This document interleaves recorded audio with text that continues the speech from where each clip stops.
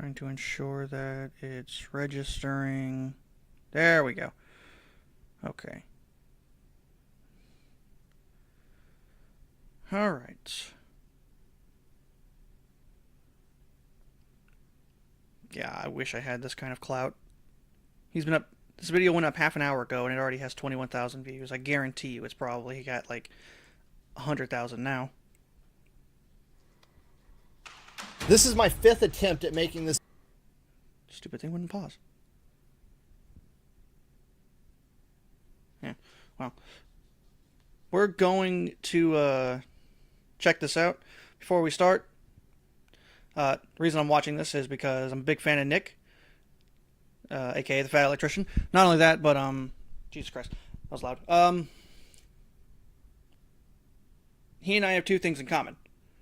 One, we're both veterans. Both were in the U.S. Army. He was a medic. I was a Signal Corps. And two, we both love history. And watching his is very interesting. It's very entertaining because not only does he tell you history, he tells it in a way that it stays in your head because he's able to make jokes. But the fact of the matter is he's like super like un-PC as it comes. And I just really respect that. So I know a little bit about Carlos Hathcock. I know he was a Marine. I know he was a sniper. I could be wrong, but I think he was the sniper that he basically crawled on his belly for like 4 straight days to take one shot, which he hit his target, and then he crawled back to base 4 days on his belly. Like I think that's the story from like one of the stories about Carlos Hathcock, and if he mentions it, then yeah, I do know my history. If he doesn't, I'm probably thinking of somebody else. It could be Simo Haya, for all I know. But I think it was Carlos. So let's give it a look. This is my 5th attempt at making this video in the past 2 years. Portions of this story have been told and retold across books, newspaper articles, and the internet for decades. And with every retelling, more and more doubt gets cast upon this story's validity because the events seem that unbelievable. And because of that, I felt that it was very important to not only be able to tell this story in its entirety, but to be able to prove that it was not only plausible, but probable along the way. That being said, I've been waiting 2 years to say this next part. Today we're talking about the greatest sniper of all time, ladies and gentlemen, Carlos Norman Hathcock II, or... So, interesting thing, I do know how Hathcock died. He and I actually share something in common. He and I both have what's known as multiple sclerosis, which is basically just our white blood cells are attacking us. The example I was given from the doctors, being that I was a part of the, the IT crowd, was... You know when you have like a frayed wire, like say your charger for your phone, and you plug it in and you tap it and it kind of leaves you a little like a jolt? Basically, like the nerve endings in our brain kind of have that, where excuse me, the nerve endings are frayed a little bit, and so basically the electricity that's shooting off is sending signals to white blood cells like, oh, there's an invasion, and they're attacking it. And the problem is when the white blood cells attack those nerve endings, it affects other parts of the body. Like for me, it really loves to attack my eyes. I did go like an example I can give was the first time it attacked me was the nerve, like the tendon that connects my eye to my brain was swollen so bad that I couldn't move my eye like at all, left, right, up, or down, without it feeling like somebody was ripping my eye out of my skull. And it looked like I was staring into a fog. And just like out of my, like, I think it was my left eye first. It looked like I was staring into a fog, and then eventually it seemed like somebody was shining a bright light in my face. So not only was I staring into a fog, but it was like there was somebody shining a light through the fog and it was hitting my eye. So it was very bright, very uncomfortable. And I had to get IV steroids to take care of that. And if you've never had steroids given to you via IV, it tastes like you're sucking on pennies. Like, it's awful. I couldn't taste anything properly for like a solid week. Everything just tasted wrong.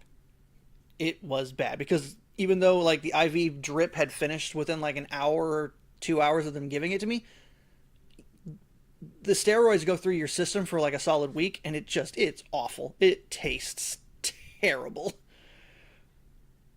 So that's an interesting fact. But yeah, Carlos Hathcock had MS. So he and I have that in common. As the North Vietnamese army and the Viet Cong came to call him Long Tang, aka White Feather. Wait, we gotta get the sponsorship in, then we can have the rest of the story uninterrupted. This video is brought to you by Ridge Wallet. Okay, look, here's the deal. They've sponsored the channel before. You guys already know it's a minimalist wallet that you can stick in your front pocket. That way you're not having this gigantic Gutenberg Bible-sized dad wallet sitting in your back pocket. So why am I bringing this up again? Well, because one, they're paying me. I'm just gonna be honest with you. And two, there's never been a better time to upgrade your wallet, because right now through September 13th, they're having their summer sweepstakes where they're gonna be giving away a grand prize of the winner's choice of either a gold-plated Cybertruck, $100,000 in cash, or a $140,000 Hennessy Velociraptor. Now, I'm not allowed to tell you which one I would pick, but I can tell you I'm not taking the cash, and I definitely am not going with the one that reminds me of Lara Croft's personality. Don't you think you've seen enough? For every dollar you spend over at Ridge, you're going to get one entry regardless of the product, but some products are even worth more than that, because if you buy the Cyber or the Hennessy model stuff, those are worth 4 times as many entries. And best of all, there's even a way to get entered for free, so go check that out. I'm going to have a link in the description and the pinned comment down below. Let's get back to the video. I still owe like $20,000 on my truck. January 20th, 1942, Carlos Hathcock Jr. is born in Little Rock, Arkansas. Fast forward to early 1946, Carlos is approximately 3 years old, and his father has just returned home from fighting in World War II. And with him, Carlos Hathcock Sr. brought home a gift for his adorable baby boy, a German Mauser, which, if you don't know, is the primary infantry weapon of the Nazis in World War II. Apparently, he had tactically acquired it after its previous owner had died suddenly. Yep, that's exactly what happened.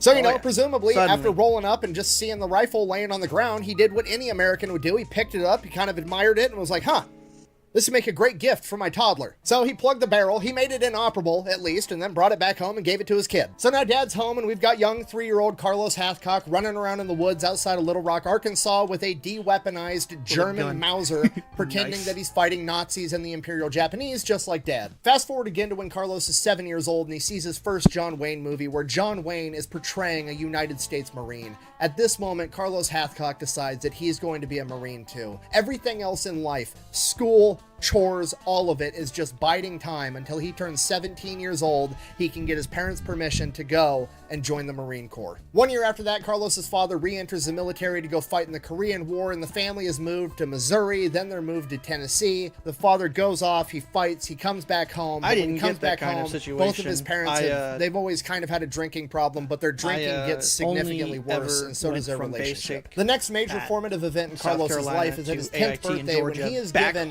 his very first real gun, a J.C. Higgins bolt-action .22 caliber rifle. From that point on, Carlos basically lives out in the woods, shooting cans, squirrels, birds, anything he can. And while Carlos is out in the woods, his parents' relationship continues to deteriorate, and by the time that he is 12, his parents have gotten a divorce, and Carlos is sent back to Arkansas to live with his grandmother in an unincorporated village known as Geyer. Unincorporated village basically just means that they're living out in the middle of bumfuck nowhere. Carlos's next oldest sibling is 10 years younger than him. There's no neighbor kids anywhere near his age for a 20-mile radius, and Grandma and Grandpa are busy doing Grandma and Grandpa stuff. So Carlos spends the majority of his teenage years basically living out in the woods with his dog and his .22 caliber rifle, helping to put food on the family table because Grandma and Grandpa are struggling financially, so they are eating squirrels, birds, and rabbits, whatever Carlos is able to shoot. During this time, Carlos becomes an exceptional outdoorsman. His .22 caliber rifle does not have a very huge range, and if he wants to be able to kill something efficiently, he needs to be able to get as close as possible. He learns how to move through the woods quietly, sneaking up on highly alert prey. And he becomes such an exceptional marksman that he's able to shoot birds out of the air while they are flying with his .22 caliber rifle, which is impressive. And this goes on for years, and then at the age of 15, Carlos drops out of school and goes to work full-time doing concrete. He does that for 2 more years till he finally hits the age of 17.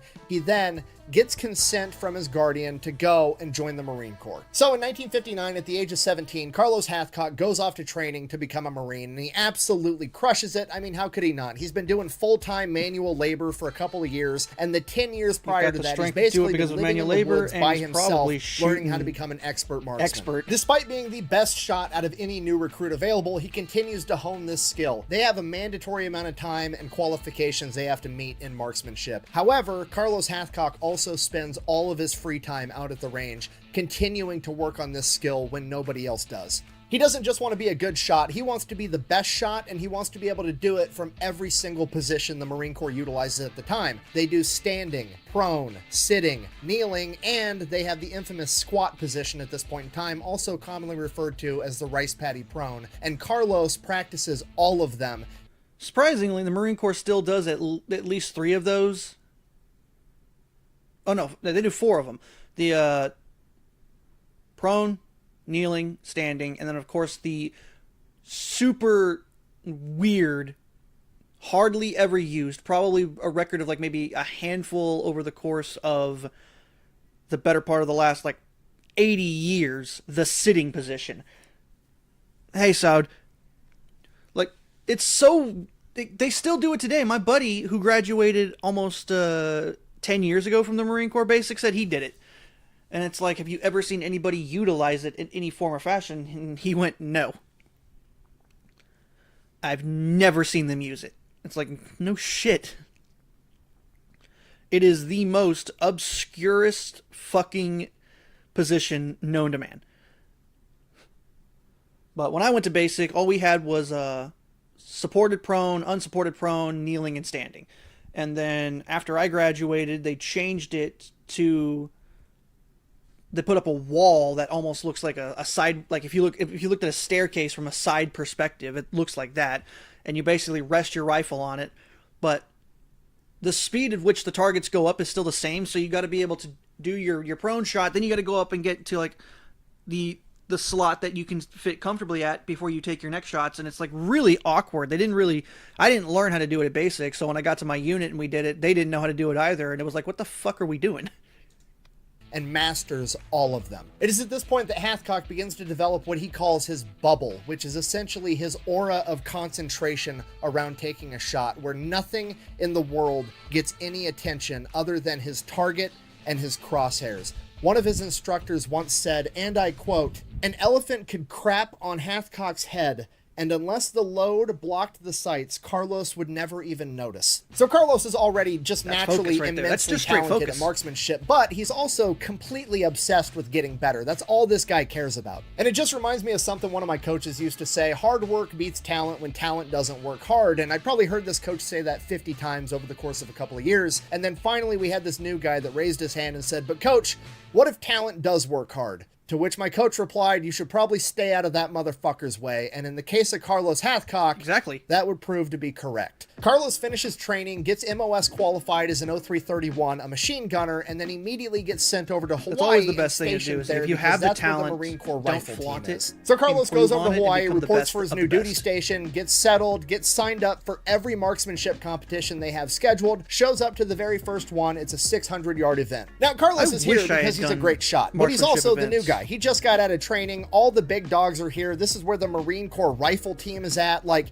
he's not expected to do well in these competitions at all. He is the newbie that they need to take under their wing and train, and he's the next generation of shooter, and this is going to be his first competition just to get his feet wet, is what everybody thinks is going to happen, and then Carlos wins the entire fucking thing. Exactly. Pretty much immediately after winning this competition, he is given an official spot on the Marine Corps rifle team, meaning that this is more or less his full-time job now. Like, yes, he's a machine gunner, but his day-to-day job is going to be going and improving his marksmanship to be able to show off how great the marksmanship in the Marine Corps is. Which is great for Carlos. It's basically his dream job, and on top of that, it's 1960. It's a time of peace. There's no prospects for war on the horizon, and there's really nothing else for a machine gunner to be doing, so the rifle team is a great spot for him. Carlos spends the next 2 years there, continuing to hone his skills, winning all kinds of competitions, and one of the people that he meets there that's also on the rifle team is a lieutenant by the name of Jim Land. And Jim Land has this dream that he wants to bring back sniper school and make it a permanent fixture in the United States Marine Corps. Oh, it still technically is. Yeah, so if you don't know, in 1960, there's no snipers in the U.S. military. That's not a thing. Most people don't even know what that is or have ever even heard of it. Now, I can't speak for other countries, but in America, there always appears to be this desire from the higher-ups in the chain of command to try to get rid of the scout snipers altogether, right? We had scout snipers during World War II. Right after World War II, they got rid of the school, got rid of the job, didn't exist anymore. Korean War broke out. Bring them back. Korean War ends. Get rid of them. And in my opinion, this is due to the simple fact that the role of the scout sniper both terrifies and makes the chain of command look dumb all at the same time. Because in modern times, how are all the high-ranking generals that are going to conveniently have a nice, cushy, multi-million-dollar a year job at a DoD contractor going to be able to justify using an $800,000 Hellfire missile to take out one bad guy when they've got some fucking 20-year-old corn-fed kid from Omaha named Lance Corporal Smith that's willing to crawl on his belly for 3 days and shoot that same guy in the face from 500 yards away with a bullet that costs 68 cents. So the first thing the scout snipers have going against them is that they're just too efficient, right? I mean, it's hard to make billions and billions of dollars off of warfare when you've got these guys out there unaliving people off the dollar menu. You guys are getting paid? Back in the day, the reason for getting rid of sniper school after World War II and Korea was pretty much the same thing. It wasn't a gentlemanly, noble, honorable way of conducting warfare. It seems kind of cowardly to dress up like a bush and shoot your enemy when he can't even screw see that. you, Warfare is which is warfare. exactly the type of wannabe tough guy bullshit that somebody not putting their ass on the line would say. It's Exactly. probably more They're not along the the lines ones of the getting dirty. high-ranking officer realizes like, well, if I utilize snipers, my snipers are going to go shoot at their high-ranking officers because... So, here's the thing. I've read several books, people's own memoirs of warfare, and in the book With the Old Breed, written by E.G. Sledge, he actually says that one of the sergeants that trained them how to fight was, don't fight gentlemanly. Fight dirty. Kick him in the balls before he can kick you in yours. That's how warfare is. It's not clean precision and all that stuff. It's not like warfare even like 80 years prior to this, or no, 100 years prior to this, when you have a whole bunch of people lined up, standing on line, and you're waiting for the order of charge to go and attack the enemy. No, you've got people who will fight dirty in dirty situations, and even in the Civil War we learned how dirty that was, because people would fight literally by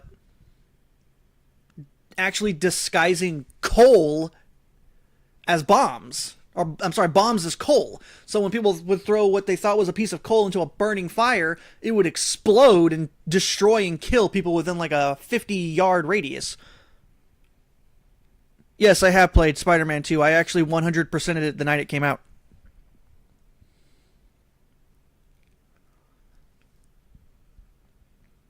I mean, even like, look at the Revolutionary War. Like, there's a famous painting of Washington and his group crossing the Delaware. That was them doing dirty, a dirty play. They snuck up on the Hessians and surprised them on Christmas. It was like, what the hell? It's like, yeah. The whole idea of, like, gentlemanly warfare is bullshit. Because at the end of the day, if you have a guy telling you how to fight who's never seen combat, they don't know jack shit come to a, the person who's considered unmanly out there throwing haymakers at the enemy.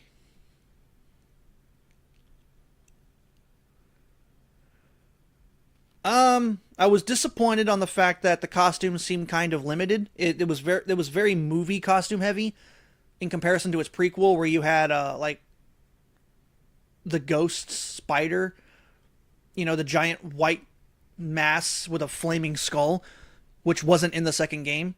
The DLC wasn't really that impressive. The costumes were genuinely okay.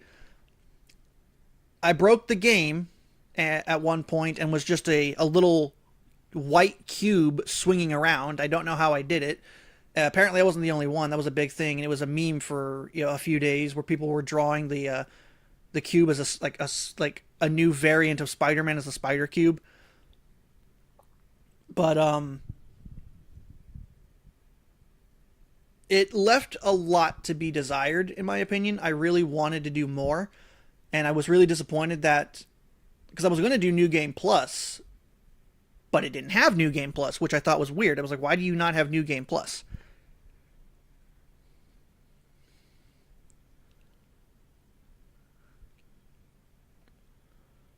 And I've heard that there have been updates, extensions to the game, even new side stories, probably involving like Carnage or something like that. I don't know. I've heard rumors. I've not been able to substantiate them because I've been busy.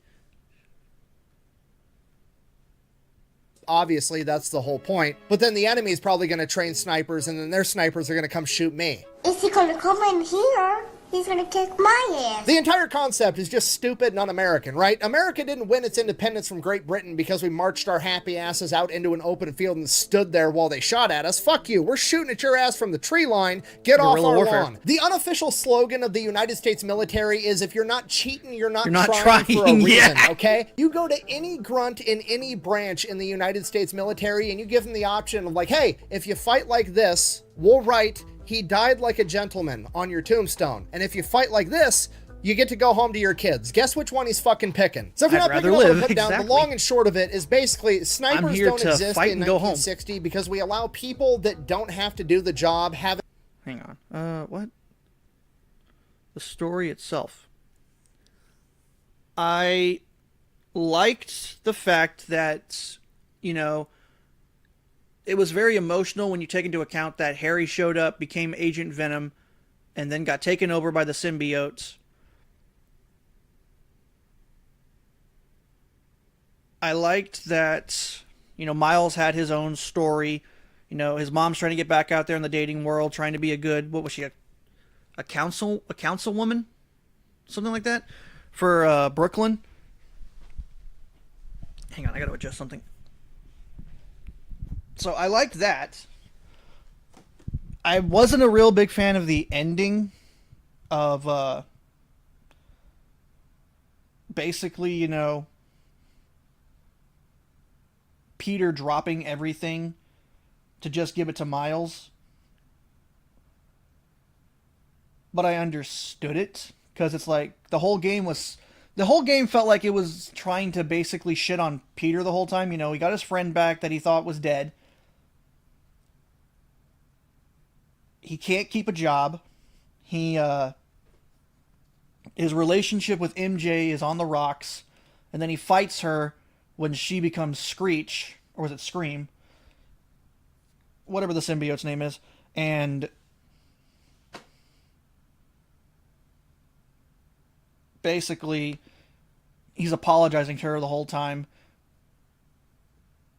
And it's one of those things where it's like, if you because the symbiote basically released all of her inner, turmoil and her emotions about how she felt like he wasn't giving her his all, when we literally have an entire, mid-quel game between Spider-Man's 1 and 2, where he went with her to another country to support her.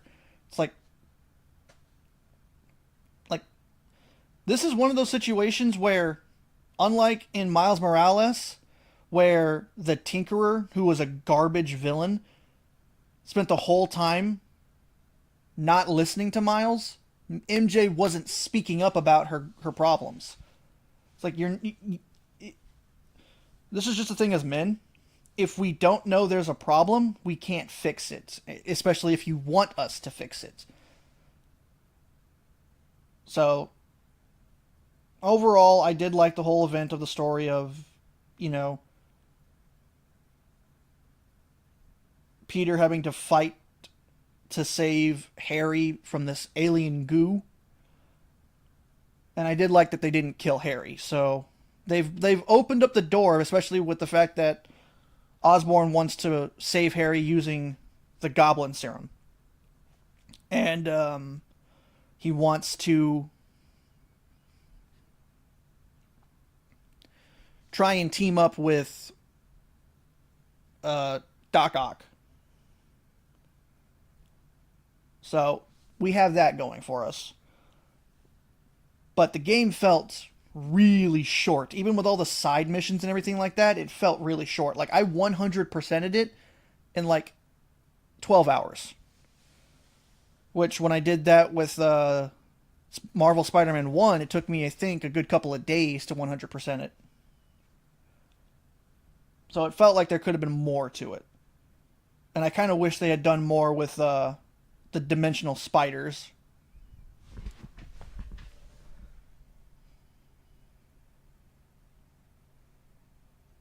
An opinion on how the job needs to be done. That's why. But Jim Land has been studying up on this. He's been reading the old manuals that he could find. He's been talking to some of the older guys, and he's like, this sniping thing sounds like it's pretty fucking important. Somebody should figure this out and preserve it, because one day we might need it. So he figures out everything he can about it, gets all the information. He writes up a proposal to the chain of command that he wants to have the very first Scout Sniper School. It's 2 weeks long, and he's going to teach it here in Hawaii.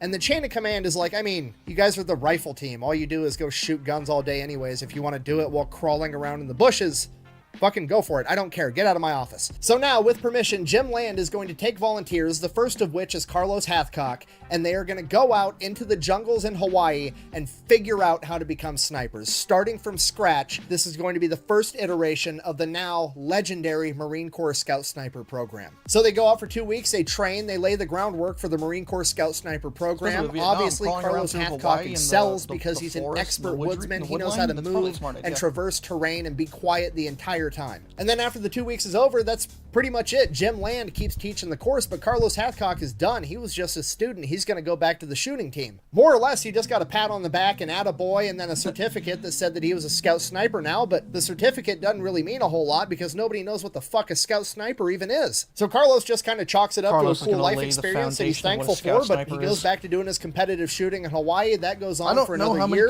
By 1962, he's getting moved over to North Carolina to a place called Cherry Point, which is weird because that's a Marine Corps air base, and he's technically an infantryman as a machine gunner 0331, so they're not even going to have any work for him there. Regardless, he's got to go because he's got orders. So he moves to North Carolina, he shows up to the Cherry Point Air Base, reports to the commander's office, and the commander's like, okay, son, I'm just going to level with you. I don't have a use for a machine gunner. I don't even know how you ended up here.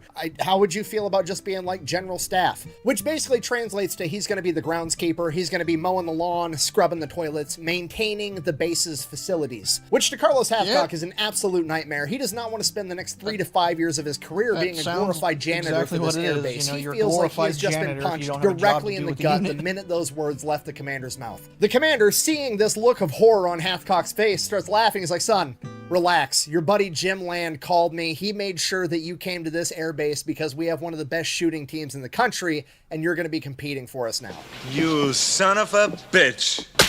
To which Carlos, like, huge relief, he gets to just continue shooting and training people how to shoot all day, every day. It's his passion in life. It's the perfect job for him. First day I got to my unit at 62nd. I walked in. I was a brand new private, fresh out of AIT. The platoon sergeant, he found out because I was married at the time. I'm not anymore. I was living about 40 miles away, so I had to get up at like 3 a.m. just so I could make it to PT every morning. And he was like, very stone cold face said this. He goes, there's a new guideline that was released by the U.S. Army that if you live more than like 30 miles away, you're technically outside of our range, and until you move, you're going to be basically, we're going to give you an Article 15. We're going to reduce your rank down to E1, and you're going to suspend like 45 days of pay. And I was like internally freaking out, and he came up to me and he patted me on the shoulder and he said, "I'm fucking with you." And everybody else was like, I was wondering when you were going to let it up. I mean, if you look at his eyes, he looks terrified. I was like, Jesus Christ. So it's a little bit of a hazing thing about that. So it doesn't change. Stuff like that happened to Hathcock in the 1960s. I got it in 2020. So that was pretty funny to me. Looking back on it, I was terrified in the moment. I was like, I'm about to lose my rank and my pay because I lived too far. I was like, I'd never heard that. I was like, this is news to me. I was like, I was about to be like, sorry, I'm getting ready to move anyway. I'm about to move like 30 miles closer, and it was like, but I didn't get a chance. I didn't get a chance to because they were just screwing with me. So that was a funny little incident. But here's the thing, at this point in time, Carlos Hathcock is a private, and as a private, he's living in the barracks with a bunch of other Marines, and all the other Marines start to notice that Carlos he's a little bit different. Carlos isn't just into his job and enjoys shooting. This man is obsessed with shooting. He stays out at the range every night until it's too dark to keep shooting, and then he comes back to the barracks. He'll drink and smoke like a normal Marine, but he's not going out chasing women. He's not going to the bars. He's staying at the barracks with his rifle next to his bunk, practicing dry firing from all of the firing positions. And just to be clear, he's doing this for hours on end on a concrete floor, okay? Some of these firing positions, like the prone position or the rice paddy squat, are not fun to hold, and this guy is doing it for hours every single night. He's basically like I said, that is a death man yoga of while focus. he's smoking and drinking. It's the most Marine Corps shit I've ever heard in my entire life. So after witnessing this go on every single day for months, the rest of the Marines in the barracks are like, okay, we got to get this guy laid. From now on, your dick is my dick. I'm getting you some pussy. So one of the Marines is dating a girl that's a teller at the local bank, and there's another girl at this very same bank that's single, so they manage to set Carlos Hathcock up on a blind date. He shows up to the bank, introduces himself. Hi, I'm Carlos Hathcock. Her name is Josephine. They go out on a date. They both fall in love immediately because Carlos Hathcock doesn't miss. Very next day, he's out at the range all day. He's training people, getting training in. That's his job. The normal working day comes to an end, and Carlos does not stay on the range until sunset like he has every other day. No, Private Hathcock goes into town and buys a brand new car because he has to keep impressing Joe, and he needs that car to take her out on dates, which is the most private in the military shit I've ever heard in my entire life. Every single private finishes training, goes to their unit, and then goes and buys a brand new V6 Mustang or Camaro to impress women. And he spends absolutely all of his money on this car. The only thing he has left in his budget is enough money to keep getting his hair cut, which he absolutely has to do anyways. But you know what? It was worth it because Carlos and Josephine ended up getting married. They moved in with one another, and now Josephine's the one that has to sit there and watch Carlos do dry firing drills on the living room floor every single night before bed. Oh, I married the weird one. What the hell? Are you out of your fucking mind? Relax, Lois. I was aiming for the mailbox. I'm just trying to make a point. Good morning, Lois. And this goes on for years. In 1962, he ends up setting a record for the Marine Corps long range A course, scoring 248 out of 250 possible shots, a record that to this day has never been broken. In the fall of 1965, he would win silver in a national match competition, which is a huge deal. He would also be recognized as a distinguished marksman, which is essentially being granted the rank of Jedi as far as competition shooting goes. And then, that very same year, he would win the Wimbledon Cup. And no, not the tennis thing, okay? The Wimbledon Cup is awarded for whoever wins the 1,000-yard high-powered rifle marksmanship competition, and whoever does that is considered to kind of be the best rifle marksman on the planet at that point in time, and in 1965, it was Carlos Hathcock. That's crazy. A couple of months later, Carlos Hathcock, the best marksman on the planet, is on his way to Vietnam, so naturally, the Marine Corps makes him guard the front gate to a base. No, I'm not kidding you. Okay, because you gotta remember, nobody understands what a sniper is at this point in time. Jim Land just created the course for it 4 years prior, and none of the tactics have been battle tested. So presumably, there's like maybe a couple hundred Marines that have passed the scout sniper course running around in the entire Marine Corps. Nobody understands what a sniper is. Nobody understands how to utilize them, when to use them, and what they're doing. So when they're trying to figure out where to send Hathcock over in Vietnam, all they see is that he's an 0331 machine gunner that has not been attached to an infantry unit and has not been training with a machine gun for the past 5 years, so they don't feel comfortable sending him into combat, so they just have him guard the front gate. I mean, I guess to be fair, it's probably the safest front gate in Vietnam. No bad guys getting within 1,000 yards of it. And this goes on for the first 4 months that Carlos is in Vietnam. Him being assigned as an MP guarding the front gate to a base. Carlos Hathcock absolutely hates it the entire time. But then Jim Land gets deployed to Vietnam, and he has permission to round up a bunch of other scout snipers that have already went through his program over the course of the last 5 years, and he gets to pull them aside into their own scout sniper platoon where they get to experiment, test, and refine all the methods that he has been teaching for the last 5 years. And obviously, the first person on his list to grab up is his very first star pupil and gate guard, Carlos Hathcock. Thank you!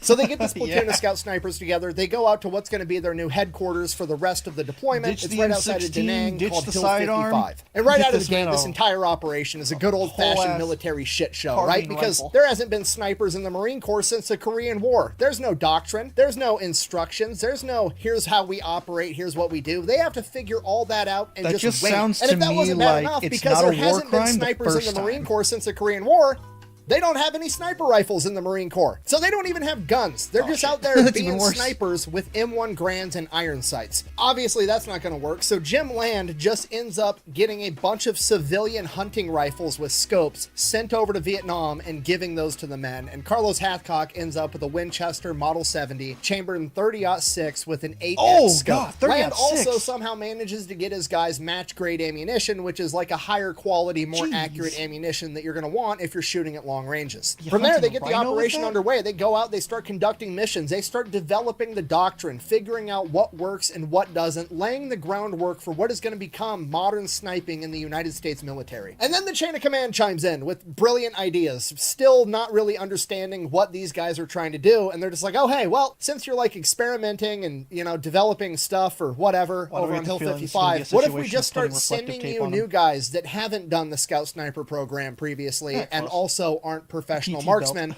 and then you can just, you know, train them how to be scout snipers in a live combat zone on the fly for funsies. Does that sound good for you? Don't really care what you think. Do it anyways. K, bye. That would be great. Oh, Okay, do you understand how absurd that is? It's like Nikola Tesla in his laboratory unlocking the secrets of alternating current electricity, and random dudes like Steve and Kevin just keep showing up to the door with orders of like, hi, I'm supposed to get trained in the electricity stuff. Like, I'm still working on unlocking the secrets and figuring it out. I'll let you know We're when not I'm there done. yet, and Nope, you're sending can't us new do that. guys You to gotta teach, me and we everything can't you teach them what know we don't right fully now have on the understood spot, yet. live. Let's go. So we've got the pioneers, the new guys, training the even newer guys as this goes along. So where's the office back at Division? In the office, baby. According to Jim Land, Carlos Hathcock was actually one of, if not the best instructors he had. Not only was he exceptional at instructing people at how to shoot, because that's been his job the entire time he's been in the Marine Corps, but he also was very good at taking guys out on real-life missions and putting their mental ability to the test, because he didn't really care how well you shot. He cared about how well you shot after laying in the prone position for 2 days. The mental game was the biggest factor in determining if somebody was cut out to be a sniper or if they weren't, and Carlos was Super pink extremely belly. gifted at finding that out very quickly. In addition to Get teaching, yourself a little Carlos is going onset out rigor on mortis at that absolutely point. every mission he can. He ends up becoming good friends with another sniper by the name of John Roland Burke, and he prefers to go out with him or Jim Land himself, end up being the two guys that he goes out on missions with the most. And Hathcock preferred them because they were also exceptional scouts, which is what was most important to him, because Hathcock preferred to get within 100 yards of an enemy before taking a shot, just so it was a sure thing. And a lot of the other new guys just weren't good at moving quietly through the jungle, and that prevented Hathcock from being able to do that. So, You need to be if able to John move Roland so Burke quietly and Jim that Land the weren't dead available, leaves don't crack Hathcock would under just your go out feet. by himself. And this is one of those parts I mentioned previously where people like to start casting doubt and criticism upon this story, like, buh, he must be lying because snipers always go out in pairs, they never go out by themselves, buh. Okay, I would agree with that if I didn't have the context that the sniper that we're talking about was one of the very first modern Marine Corps scout snipers in U.S. history that was actively in the process of developing the doctrine that's going to shape that career field for the rest of fucking forever. So yeah, normally you'd be right. However, historical context is a thing, and it's kind of important, okay? Moving on. So Carlos Exactly. Hathcock and the rest of the entire Scout Sniper one of those platoon start situations racking of up they an don't have the doctrine unprecedented yet, amount so of kills because they fight they're different than making the it as rest they of the go. military, right? The Viet Cong and the North Vietnamese army, they run into Americans, they're like, oh, they're 1,000 yards away, they're 800 yards away, we're fine. And normally they are fine, except for when they run into these guys, then they have a mind-blowing issue. So Jim Land is sending up reports like, hey, my platoon has 14 confirmed kills this week, and the chain of command is like, what? Whoa, hold on. That's like more confirmed kills than an entire infantry battalion is getting at this point in time, and you got that from one platoon-sized element? That's not even possible. What is No, going it is, on because over we're doing there? it So from he a kind of distance, and we explains have our how they're targets on operating, site. what they're testing. You know, they've got a couple Whereas, dudes that are doing unfortunately, one-man our infantrymen in operations, they're doing some Vietnam two-man operations, are fighting they're the experimenting with trees. three-man operations, and the higher-ups in the chain of command are like, I don't believe you.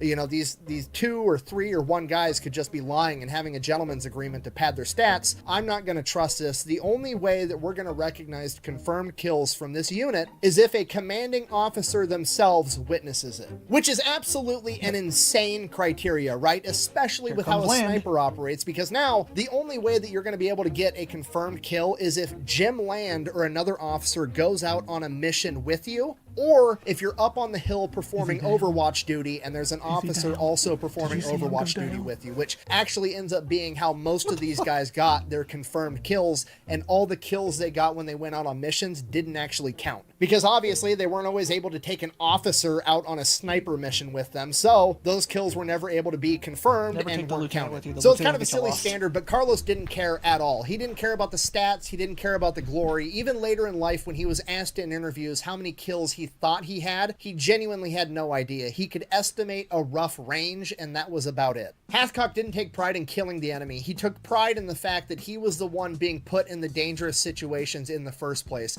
because he truly believed that he was the best man for the job. And if he didn't go, they were going to send someone else out, and if that person got hurt because they weren't as good as he was, that was going to be on him. Because of this, Carlos was going out on every single mission that he possibly could. According to Jim Land, it was impossible to keep Carlos from going out. It was even tougher to reel him back in. The man was harder than woodpecker lips. Because of this, Hathcock starts racking up a ton of kills. Before. Some of them are confirmed. It's one of those when he's going out imaginations with Jim of, Land. Some of them are confirmed when he's on Hill just 55, going to work because he hates his and a ton wife. of them aren't confirmed He comes when back he's and going out by immediately himself leaves. or with John Burke. However, Carlos genuinely doesn't care. He's just going to work. Somewhere early on in this process, he stumbles across a white feather. He's not exactly sure what kind of bird it came from, but he thinks it probably came from a chicken. So he picks it up, sticks it in his boonie cap, and he leaves it there for the rest of the time he's in Vietnam. Okay, that's absolutely crazy for a sniper to do. White is not a very common color inside the jungles of Vietnam, and having that... Hang on. I could be wrong, but...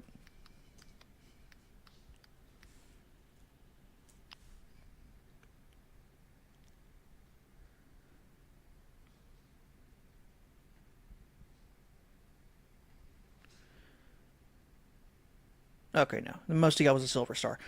I was making the assumption, I think, because I could have sworn that Hathcock, because of the sheer magnitude of what he was always putting himself through, I thought he might have earned a Medal of Honor. Most he got was a Silver Star.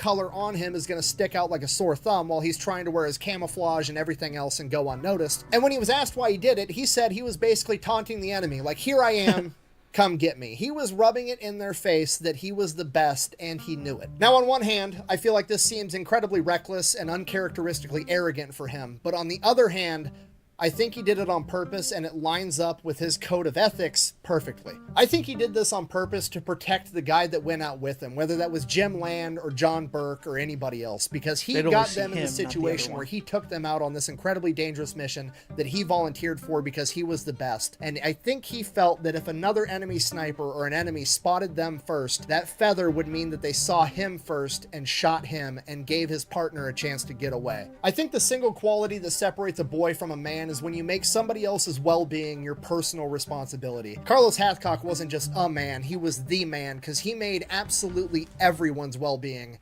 his personal responsibility. As time passes and Carlos continues to rack up more and more kills, the enemy becomes more and more aware that there's a hotshot sniper out there always wearing a white feather, and they start calling him Long Tang or White Feather. And as Carlos's reputation grows both with the enemy, the scout sniper platoon, and his chain of command, so does his experience. And with that experience, he starts to develop his doctrine, his standards, his operating procedures, and how he does things. He now realizes that he for sure operates best in a pair, and his number one right-hand man is John Burke, that he wants out there with him on every single mission possible. He also figures out that the best way to go out onto a mission is not to be inserted by helicopter with his pair, but to link up with another local infantry unit and go out with their entire platoon, and then him and his spotter will peel off from that platoon and then go out on their 1, 2, 3, 4, 5, 6 day mission by themselves. But that is the best way to be inserted and go unnoticed. He also creates the rule that a sniper fires from a position 3 times, no more, and then he moves to another other position, but on one occasion he would violate that rule. At first, it wasn't any different from what had become his new norm for a mission. Him and John Burke linked up with a different infantry company, went out with a platoon-sized element on their patrol, and at some random point that they picked themselves, they peeled off and went off, just the two of them, to go do their sniper thing. And while they're going out, they had planned to go out and stalk for 6 days. They brought just enough food and just enough water for that, and that's it. Hathcock always packed light. He only brought whatever he could fit in his pockets. He never went out with a rucksack or a bag of any kind. They're a couple hours into this patrol or this stalk, and they come across this great overlook position overlooking thousands of yards of rice paddies, and right down the middle of it there's this levee where there's a ton of water to make it through. So they post up right on the wood line with rice paddies, then this levee, and then more rice paddies on the other side. It's perfect because if the enemy is on the other side of that levee, they're going to be able to engage the enemy, and the enemy's going to have to try to make their way through all that water in the levee, and they can just start picking them off one by one, or they can use that time to get out of there. So that's what they do. They get their hides set up and they just start watching and waiting, and hours pass and hours pass, and finally that evening, sure enough, the hamburgers show up. The cornerstone of any nutritious breakfast. Yeah, that's what Carlos Hathcock calls the enemy. According to him, there was only actually one enemy in Vietnam that he was fighting, and his name was Homer Hamburger. I have no fucking idea why, but I thought it was funny. So, 150 Homer Hamburgers come dilly-dallying through the rice paddies. These guys are like 1,000 yards away on the other side of the levee, but they're coming towards them. So, they keep letting them come closer, come closer, come closer, and right as they're about to get up on the levee, they can really start seeing them. They're about 500 to 600 yards away, which is perfect distance for Carlos to basically have 100% accuracy. I mean, he's the best shot at 1,000 yards in the world. 500 yards for him is a walk in the park. Granted, nothing's actually for sure. It's never 100%. It's definitely not fish in a barrel, but it is quite literally Homer Hamburgers and a rice paddy, which is close enough. So as this entire company comes up to this levee, Hathcock whispers over to John Burke with his M14, hey, you're going to take out the officer in the front, I'm going to take out the officer in the back. So that's what they do. They both fire, they both take out their officer that they were aiming for. I'll fire first. I want you two to start with the officers and work your way down.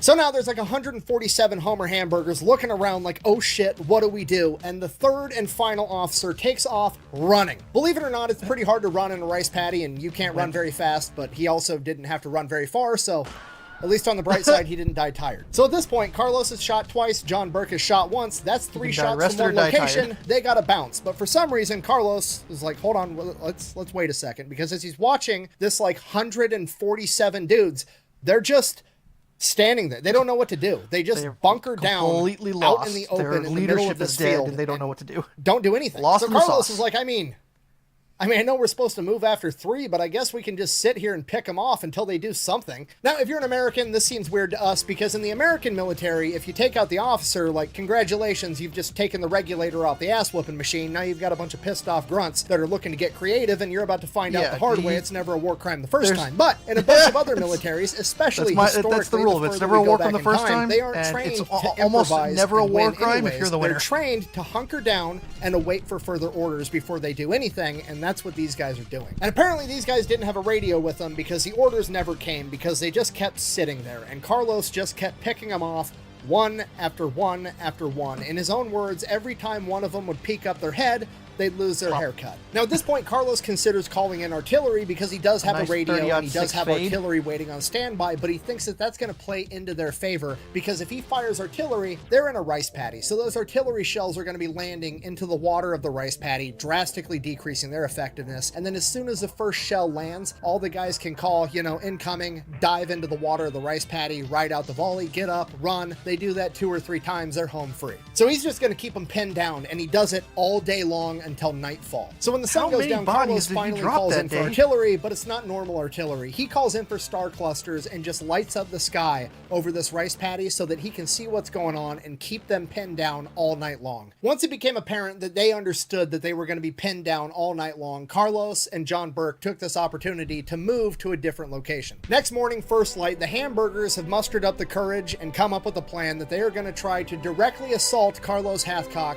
or at least his general direction, by running through a levee and about 500 to 600 yards of rice paddies and surely some of them will make it there. Yeah, that plan didn't last very long. They decided that was a horrible plan right around the time Carlos and John had to reload. So they hunker back down pretty much in the same exact spot, not knowing what to do. They just start like randomly firing at where they think Carlos and John are from 600 yards away with their AK-47s. So it's not very effective fire, even if they were shooting where Carlos and John were, but they're not because they're shooting at their old spot that they had yesterday. From here, Carlos just goes back to keeping them pinned down, just playing whack-a-homer. Every time one pops up, they lose their haircut. They know that they can't move, and they're stuck there. And Carlos is perfectly content with just letting them sit there and bake in the sun all day long, because the more dehydrated and tired they get, the less likely it's going to be that they're going to get away. He has basically turned this into his very own miniature war of attrition. Night comes. Wow. They light up the sky again all night long, keeps them pinned down. The next day, same exact thing happens, keeps them pinned down. Night comes again. Light it up all night long. Every day these guys are baking in the sun, and every night John Burke is radioing back to the artillery, getting them more and more dialed in. And this goes on for 5 days straight, and by the end of the 5th day, Carlos and John are about out of water, they're completely out of food, they're both tired, they haven't slept much. Carlos figures these guys are as tired as they're absolutely gonna get. They're not gonna be able to run very fast through this rice paddy. They're definitely not making it through that levee to get me in time if I try to slip away. And on top of that, the artillery boys should have this pretty well dialed in, so he calls in artillery and they level the entire rice paddy as him and John make their way back to Hill 55. How many did he drop? So at this point, Carlos and the entire scout sniper experiment on Hill 55 is proving to be extremely effective, and word is thoughts on the Flash rejecting the time remnant. I think that considering the fact that Cisco's lost his hands, Frost has betrayed them, multiple future time remnant versions of Barry were killed and only one survived, Barry and Joe are absolutely destroyed because they know who Savitar is and they've lost Iris. I just think everybody was emotionally not there anymore. Like when season 3 Barry got to the future, he met everybody, and their attitudes were completely different to what he was expecting. So I don't think it was that they rejected the time remnant. I think it was that the time remnant was also being rejected in comparison to everybody else being rejected. They were rejecting each other. Like future Barry got to the point where he was alone. He had no relationship with Joe. Wally was basically catatonic.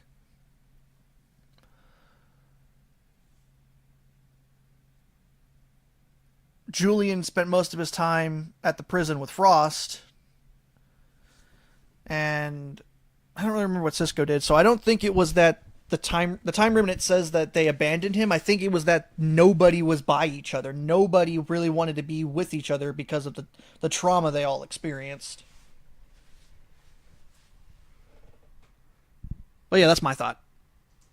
spreading throughout the Marine Corps and the local military operating area, and they have gotten the nickname Murder Inc. So some press officer, in a stroke of genius, I assume, says to himself, wow, there's this new experimental type of unit being extremely successful by being sneaky and unseen, and the enemy doesn't know about them.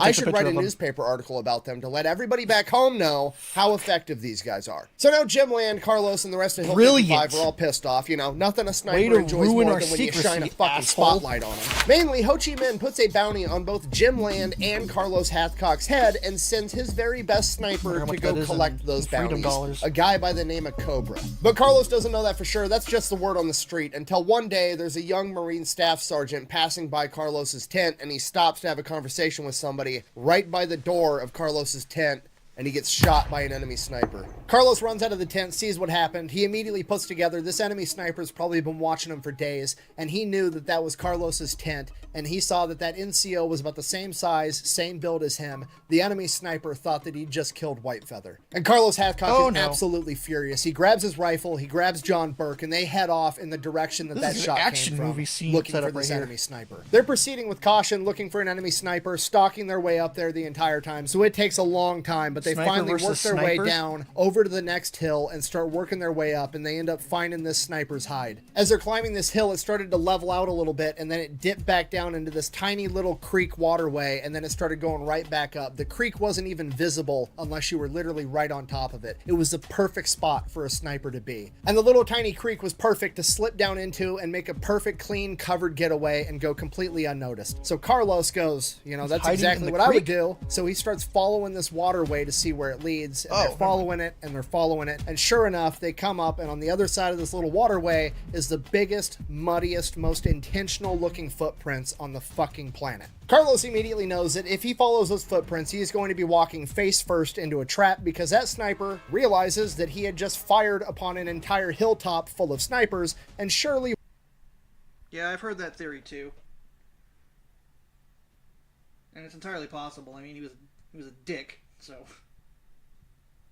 one of them I is can going to see come him being after him after he had just lying killed dick. the infamous Whitefeather. So whatever is on the other side of those footprints is handcrafted by a sniper to kill another sniper. Carlos is looking at the footprints, weighing his options. He could call in artillery and just level the entire side of the mountain from there on out, but that wouldn't be a guarantee, and he needs to make sure, because this guy is too dangerous. The problem is this hasn't really been done before, okay? This sniper platoon that's experimental and is paving the way for sniper warfare hasn't run into this issue where they have to go toe-to-toe with a near peer and they have the upper hand. Carlos is kind of nervous. This sniper's good. He's done everything the exact same way that Carlos would have done it. Later in his life, he was interviewed about this, and the interviewer asked him if he was scared, to which Carlos replied, "I was never scared, but at this point, I was very, very alert." At this point, Carlos says, this guy's good, but he's not better than me. There's no way. He then proceeds to don his plot armor, and him and John Burke walk face first into a trap. So they're following this guy's trail. It's so obvious it's got to be intentional. And they come up onto this clearing, and off in the distance, they see the most obvious tiny little one-man campsite on the face of the planet. There's no way a sniper this good is being this obvious. So Carlos is just frozen, trying to figure out what is going on and what this guy's thinking so that he can counter it. He's trying to be one step of the enemy, knowing that the enemy is already one step ahead of him. So he just asks himself, what would he be doing in this situation? And he comes to the conclusion that the enemy sniper is probably expecting whoever's following him to come up onto that campsite to investigate, meaning that that enemy sniper has a hide somewhere with a perfect shot directly at that campsite. So Carlos reevaluates everything, deciding where he would pick the perfect shot if he had to shoot at somebody at that little campsite, and he finds it. So Carlos and John start maneuvering out and around so that they can get a perfect shot at where they think this sniper is going to be set up. It takes them a while. They're proceeding with a lot of caution. They're moving super slow, but they end up making it there, and they start scanning the entire area where they think that enemy sniper might be, looking for a very well-concealed enemy. John Burke using his binoculars, and Carlos using the scope on his rifle. They're scanning, they're looking for this guy, and time passes, they keep looking, and suddenly there's a gunshot. Oh! And Carlos's heart falls into his stomach. Time stops. He doesn't know if he's hit, or worse, if John got hit, and maybe his overconfidence walking face first into a trap just got his best friend killed. And then John Burke says the last thing that Carlos ever wanted to hear, "I'm hit." And as he says that, Carlos feels warm liquid hitting up against his leg from John Burke's direction as he looks down and sees water soaking into his pants. And he looks over. John Burke's canteen had just gotten shot off of his hip, and John was fine. Carlos, absolutely relieved, tells John Burke, "It's just your canteen, get up, we gotta go." They break contact, then they re-enter their stock. The only way out of this now is to kill him first, and they don't know where he's at. Hopefully, he doesn't know where they're at either. But they do kind of know where that initial shot came from, so they start making their way there through this irregular route, stalking along the way, trying to find this guy. And they're stalking. It takes them forever, but they finally get to where this guy took the shot, and they find his hide. Again, it's a perfect textbook hide, exactly what Carlos would have done. And Carlos is looking around, trying to figure out where the hell this guy went. And then Carlos looks down to where they were, and he sees a glint. And they hunker down, and he asks John, "Did you just see that?" And John's like, "Yeah, but it could have been a moth. It could have been anything." And he's like, "Yeah, but that's exactly where we were." And Carlos realizes maybe this guy did the exact same that Carlos had just done. He had went to where the enemy was last. And then Carlos realizes that the sun is now on his back, and in his prior position, the sun was in his face. And then he realizes that John Burke's canteen was metallic on top, and maybe Cobra saw the glint off of his canteen. and that's why he took that shot. Carlos doesn't miss, but Cobra didn't miss either. He just picked a bad target. Then Carlos sees the glint again, and he just fires instinctively right out of the gate. And again, time stops. John Burke can't believe that he took that shot. Maybe it was a moth. Hell, maybe it was Cobra, and he has a canteen too. If it's a At least moth, then that they'll moth be is even. no longer And a then wait, moth. it feels like forever, but it's only like a second. And out of the shadows of where this glint was, a rifle barrel comes into the sunlight, and they see it as Hathcock reloads and gets ready to make a secondary shot. The barrel falls to the ground. Cobra falls on top of it, sliding down the hill a little under this awkward resting position. They wait, they watch. Carlos is ready to make this follow-up shot, but this guy's not moving. So they finally get up, they make their way over to his body. As they approach him, John Burke realizes that Carlos is shot directly through the enemy's scope, not even touching that the was the sides shot? of the tube. At this point, Carlos immediately realizes for that to happen, Cobra had to have been looking directly at him as well. Not John Burke, not somewhere else. The only way They that saw shot was each other. possible was for both of them to be looking right at each other at the exact same Wow, moment, that and is Carlos crazy. was just quicker to pull the trigger. And maybe, just maybe, I've heard the rumors of, shooting through the scope kind of situation. I didn't know it was Hathcock. I thought it happened in World War II. And I'm not talking about Saving Private Ryan. I'm talking about just in general. I thought shot through the scope was in World War II. But that is absolutely crazy. Yeah, he was trying to create the events that created him. maybe the only reason that Cobra saw Carlos first and not John Burke was because of a chicken feather. Carlos actually ends up deciding that he's going to take Cobra's rifle with him. He brings it back to the base, and at some point during his deployment, it ends up getting stolen, and he can't prove that he made this shot. Damn it. Buh! That's because it's all complete BS. He made it up. He never made that shot. Even the great Mythbusters couldn't recreate this shot, and they tried repeatedly. Buh! Yeah. That's because the Mythbusters aren't expert snipers like John Hathcock, who literally lived at the range. People have tried to recreate this shot. To the best of my knowledge, nobody's actually been successful at doing it, and it's probably because nobody's put forward a good effort. Even Mythbusters, with the Discovery Channel budget, managed to mess this up to the degree that it's atrocious. Okay, the first time they tried it, they shot it at a modern scope. Obviously not going to work right out of the gate. It's doomed for failure because a modern scope has about 10 times as much shit inside of it, and there's no way you're going to be able to penetrate through it. Then they realized that they were shooting at a modern scope, so they got a Mosin Nagant period accurate scope, which is what Cobra would have had, and he should be able to penetrate through that scope way easier. Had they not been shooting at it with a 308 fucking hollow point round. Okay, if you don't know, a hollow point round is designed so it immediately expands and dumps all of its energy on impact, okay? You're trying to penetrate through something.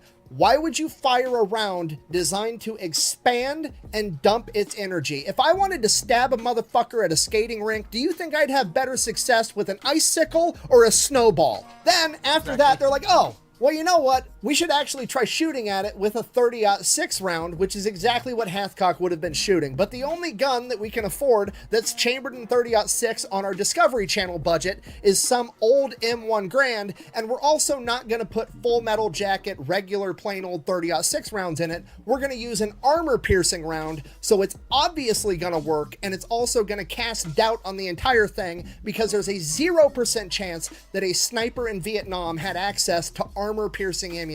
Okay, all you have to do to recreate this shot the right way so we can know for sure if this is even possible is get a Winchester Model 70, get a 30-06 Full Metal Jacket round, and get a 3X Mosin Nagant scope and shoot it through the scope and see what happens. And to the best of my knowledge, my stepdad it's gave it to never, me. I don't even have a ever weapon been that done chambers 30-06. until now. For this, I teamed up with my friend Nick Johnson over from the PewView channel. He's the best shot I know. If I know anybody that can get this done, it's gonna be him. But we didn't want to just capture this on camera. We're potentially proving history if we can get this done. We wanted to capture this on camera to the best quality that technology currently allows. And for that, we called up my other friends, Adam and Bryce from the Ballistic High Speed channel, and they drove up from Indiana with their fancy ass cameras, and we captured this shot at 100,000 frames per second.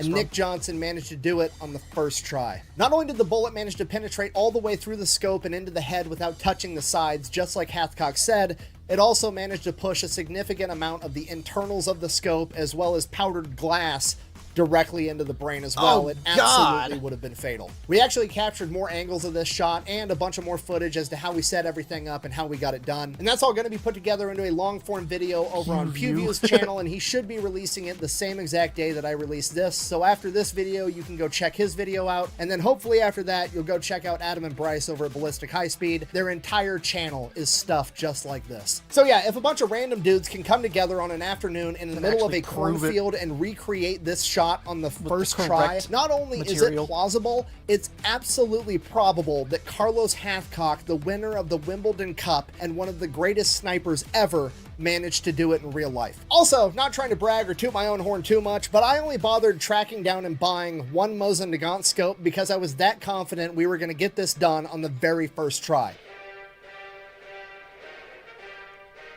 Imperial Mark. Yeah, babe. What are all these telescopes doing on my counter? Telescopes? Just take them to Kohl's and return them. I don't need them anymore. Yeah, you have horrible timing. Love you. Okay. Bye. That's amazing. So for Carlos's next adventure, it's not really an adventure. He ends up getting stuck on Hill 55 doing a bunch of Overwatch duty. Basically, he's up on top of Hill 55, which is kind of right by the Ho Chi Minh Trail. If enemies walk by, he shoots at them. The problem is, by this point, Hill 55 has been occupied by snipers for months, and the Viet Cong have kind of figured out that that particular hill is a little bit spicier than the other ones, and they can put accurate fire out a lot further than most other hills could. So they just stay extra far away from it, which, you know, to be fair, brilliant plan. That's exactly what I would do. So Overwatch duty, kind of boring. Carlos Hathcock is just kind of sitting up there. He can see these bad guys way off in the distance, right? They're on the Ho Chi Minh Trail, they're smuggling stuff, they're doing recon on the hill, whatever they're up to. He just doesn't have a gun that's both accurate and powerful enough to reach out there and do something about it. So then one day, a couple of Seabees show up and they're building something for Hill 55, and Carlos goes over to the Seabees, because, I mean, let's face it, the Seabees can build just about anything with virtually nothing. And he's like, hey, I need you guys to build me a mount for an M250 cal so I can just pop the scope off of my Winchester, throw it on the 50 cal, zero it, and then I have a longer ranged weapon for when I'm on Overwatch duty on top of the hill. And the Seabees are like, sure, no problem. Here you go. Made it for him right away. So now every time Carlos shows up to Overwatch, he pops a scope off of his Winchester, mounts it onto the M250 cal, and then he just has to zero it to the 50 cal. And he does that by shooting at a rock 2,500 yards away. And he knows he's zeroed enough when he can hit the same rock 3 times. Don't get me wrong. Wow. It's a big ass rock. It's more like a boulder. And just to be clear, so we're all on the same page, the 50 cal is definitely more accurate with a scope, but it's also definitely not a precision sniper rifle by any means. When you're shooting out to crazy distances like 2,500 yards, the quality of the gun and the quality of the ammunition really start to matter. If I did the math right, a 50 caliber BMG round traveling out of an M250 caliber Meduse at 2,500 yards, even if Carlos shot perfect, that round could still wind up anywhere within a 6-foot diameter of where he was actually aiming, and none of that would be on him. It's literally just the variability between the weapons platform and the ammunition. Obviously, Carlos Hathcock knows this, but it's still going to be a lot of fun because he was just sitting up there bored, unable to do anything, and now he's at least going to be able to scare the shit out of people. So that's what happens. Every time Carlos shows up for Overwatch duty, he pops the scope off of his Winchester, mounts it onto the M250 caliber, and then he zeroes it on a boulder 2,500 yards away just to get it as close as humanly possible. Then one day on Overwatch duty, Hathcock's just scanning the perimeter, doing his normal thing, and he stops cold in his tracks. He's like, there's no way this is happening. And he motions over, LT, get over here. Get on the spotting scope. Look at this. No. LT gets on the spotting scope. He's like, okay, what am I looking at? And he's like, you see that dude, the scout with the binoculars, 2,500 yards out there? Not seeing him. He's like, he's literally sitting on a rock. Which rock is he sitting on? The rock he was The one with all the bullet marks on it that I use to zero this gun every day is the rock that he's sitting on. The misfortune of this man is palpable. The LT sees him and is like, holy shit. Carlos Hathcock fires. Okay, here's the thing with this. Shooting an M250 cal at 2,500 yards, if I did this math right, that's going to take like 2.8 seconds for that round to get there, okay? That's almost 3 whole Mississippi. 3 Mississippi after firing a round is like 3 minutes in the bedroom. It's basically an eternity. As they're watching in their scopes, the milliseconds are going by like hours. And this dude way out there on the rock apparently got done looking at whatever he was looking at and goes to stand up. At this point, Carlos is like, I missed. There's no way I'm gonna hit this. And as soon as he stands up completely, he catches this round directly in the head. Deep center field. Pilar racing back, getting to the wall. He jumps and he makes the catch. That was awesome. And this is actually the world record for the longest distance confirmed kill in combat from 1967 until it was broken in 2002. It took almost 40 years of technological advancement and a sniper shooting an actual big-ass, hopped-up, modern-day sniper rifle, and he only beat Carlos Hathcock's record by 30 yards. Now, to be completely fair, as I've kind of already explained, there was a fair amount of luck involved in him actually landing this shot, and he is the first person to actually admit that in his interviews. However, getting lucky is also kind of a skill, and Carlos Hathcock just doesn't miss. And if he hadn't have stood up, I'd have went over his head. But, as luck would have it, he stood up. He caught that chunk of lead. Caught it with his teeth. Carlos's stint doing Overwatch duty on Hill 55 would finally be broken when the Viet Cong sent out a group of counter snipers to attack Hill 55, and Carlos in particular. As they continued to have interactions with this counter sniper unit, the snipers on Hill 55 came to figure out that there was about 5 men being led by a highly trained female counter sniper known as Apache. There was no women in combat roles during Vietnam, and they definitely would have been in a role as prestigious as a leader of a sniper crew. This is the Viet Maybe, Cong. let's give it the 2-second Google test. Women in Viet Cong. Several million Vietnamese women served in the military and in the militias during the war, both for the North and the South of Vietnam. So women absolutely did find their way into combat during the Vietnam War. Now, that doesn't necessarily mean that they were a highly trained sniper, so let's examine that more closely. The Vietnam War is essentially America versus guerrilla fighters known as the Viet Cong, and the Viet Cong are being backed by the NVA, the North Vietnamese Army, and the North Vietnamese Army is being backed by the USSR. So since the USSR is advising them, training them, and supplying them, the question becomes, would the USSR ever consider training and utilizing female snipers? Not only would they, they're literally the most famous people on the planet for doing it. In 1942, the USSR started a female-only sniper school because they believed that females excelled at the job of being a sniper. They believed that women were exceptionally good at this because people always underestimate women and don't see them as a threat. They were easier to conceal because they had smaller stature. They exhibited a greater pain tolerance. They were more patient, and they were easier to teach because they didn't have as big of an ego. And you know what? There's a solid argument they were right, because a lot of the women that came out of that program ended up being some of the most successful snipers in human history. Literally, the Lady of Death, Ludmila Pavlichenko, who has 309 confirmed kills, came out of this program. And there's a ton more that have kill counts in the 2 and even 3-digit range. You're probably thinking, what? This is crazy. Sorry, I'm getting sidetracked. Apache and her crew decide that the best way to try to take out the snipers on Hill 55 is to go around to the local villages, capturing South Vietnamese that they believe are aiding the Americans on Hill 55. And they capture them, and then at night they get them within earshot of the hill and torture them to death so that the Marines can hear their screams at night. And this is going on every night for like 2 weeks straight. The Marines are pissed, they're distraught, they don't know what to do because they know it's a trap. Okay, she has her whole crew set up with sniper positions, trained on her, and if they go in and find her and track her down, they're going to be walking face first into a trap. There's literally nothing they can do because she only comes out and does this at night. And they never know where she's going to be doing it because she does it in a different spot every single night. The only thing the Marines can do is go out the next morning, find the remains of her latest victim, and clean that up. And one day, Carlos is on the detail to go out and collect those remains and get everything taken care of. But today, it wasn't a North Vietnamese soldier or somebody helping out the Americans.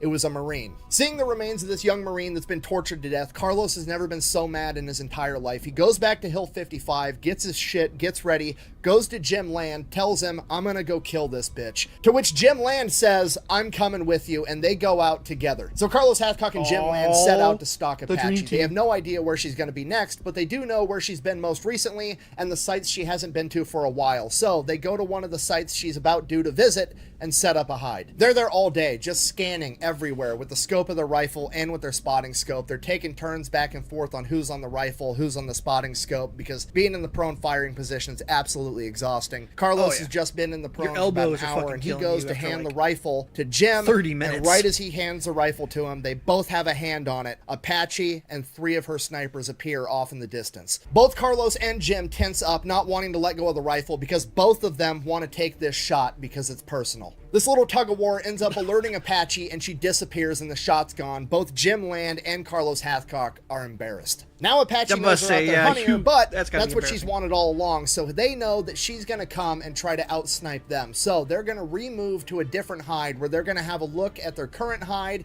and the area around it and try to spot her when she comes for them. So they go, they get their new hide set up, and they're waiting all day. They're scanning and they're waiting, and somewhere along the line, Jim Land calls into the artillery guys and gets them set up with the exact coordinates of this entire area. That way, if they do show up, he's at least going to cover this place with artillery shells and try to take him out that shot off. And they keep waiting all day long, and then right at dusk, as the sun is about to go down completely, they see 5 shadowy figures off in the distance of the wood line sneaking around. But they're not sure it's them yet, so they just continue to watch, and then this crew starts stalking around, going around the old location where Hathcock and Land were. So this has to be them. So they're waiting for a good shot, and then one of the figures steps off to the side and squats down to do something. Maybe they're tying their shoe, maybe they got to check the map, something. But Jim Land takes this opportunity to radio in and start dropping artillery on that location. The first artillery shell lands literally seconds later. These Marines had this dialed in so close already. And as the first shell lands, that shadowy figure is still squatting down,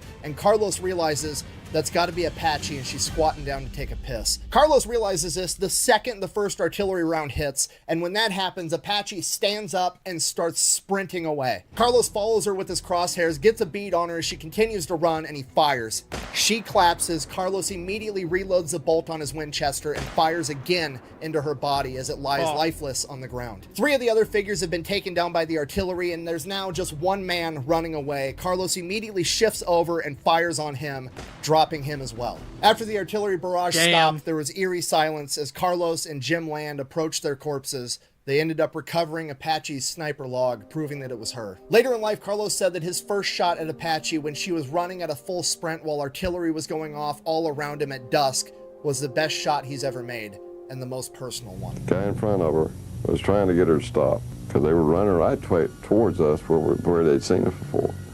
Disoriented from the artillery. It's like, what? Run, run, run, run, run. He was trying to get her to stop. She didn't. But I stopped her.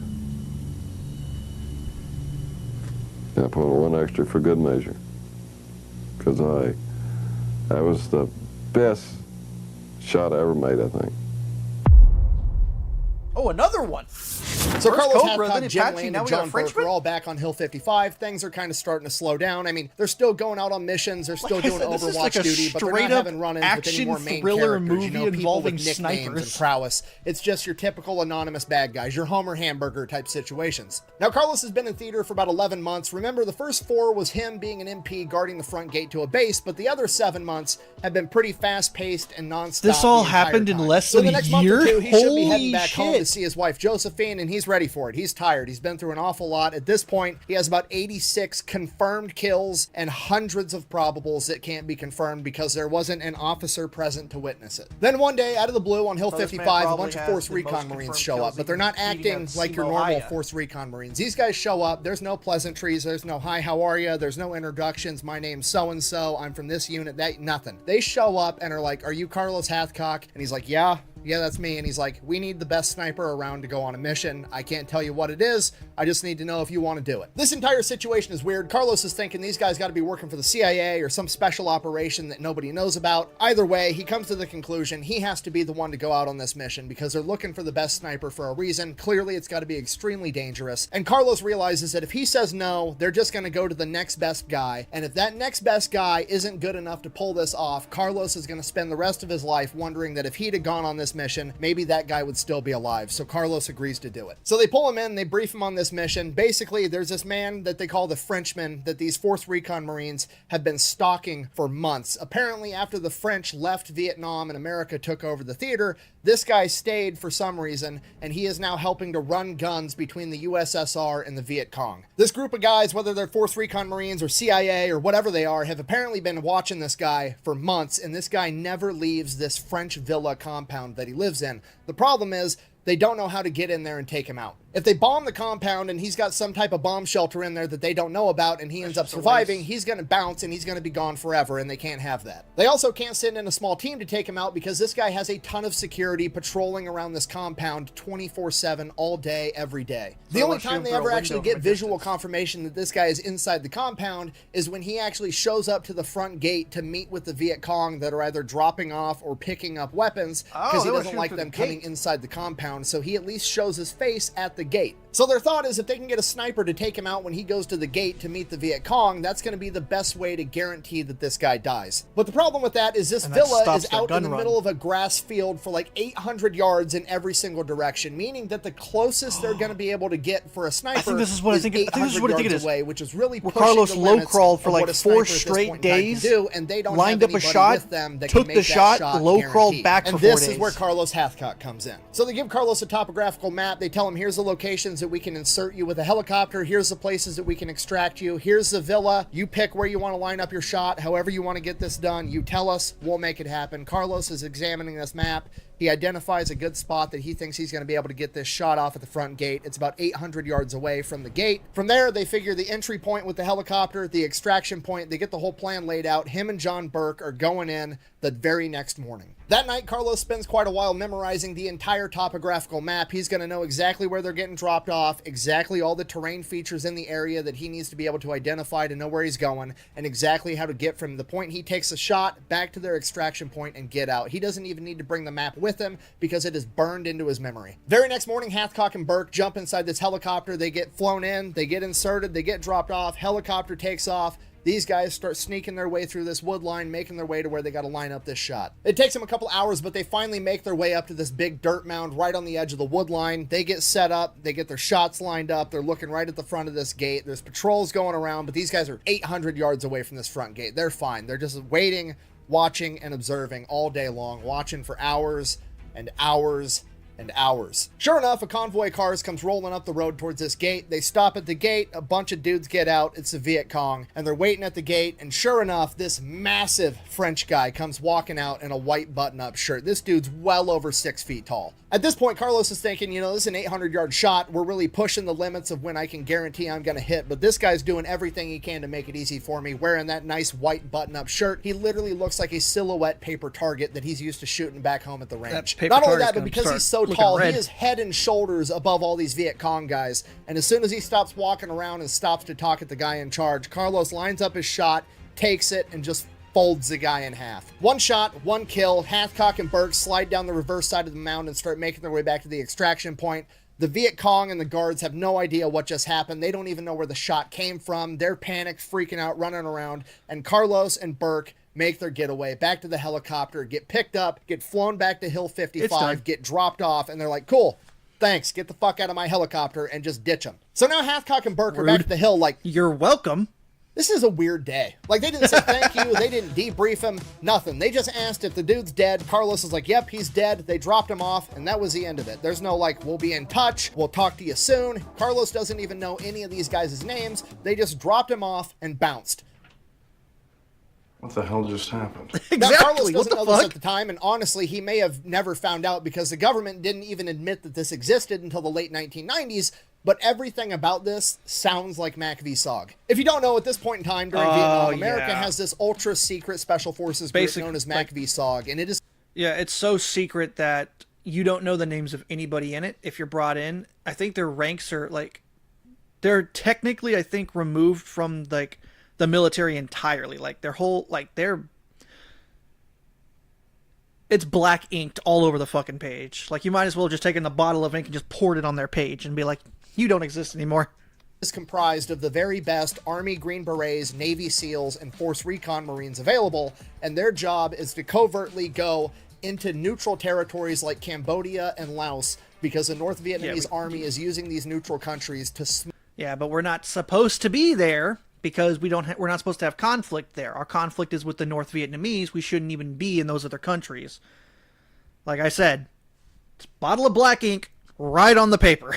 smuggle supplies all the way down deep into South Vietnam. So they are going into Cambodia and Laos as well in small man teams trying to stop them. Now, to be completely fair and intellectually honest, I can't prove this, but everything adds up, and I think that Carlos Hathcock just got picked up by some MACV-SOG guys, flown into either Laos or Cambodia without him even knowing, conducted a covert operation inside of a neutral country to help stop the supply chain of supplies getting funneled into South Vietnam to help the Viet Cong. The time period, location, and mission set lines up exactly with what MACV-SOG was doing at the time, and this would explain why they were so secretive and didn't tell Carlos what exactly he was doing or where he was doing. They just said, you're going to do this. He's like, okay. Oh, another one.